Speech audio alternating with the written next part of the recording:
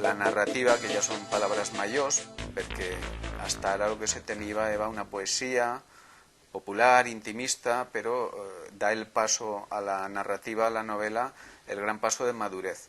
Una renovación literaria con gent joven, més que més mullers, que posen al Ribagorzano en un peu en la modernitat, no?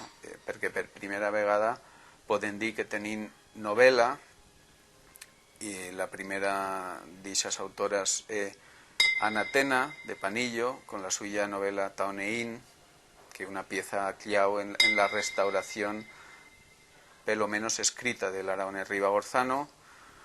Después, un joven autor de Fonz, Toni Collada, que encara fa un paso més adavant con la novela El viaje.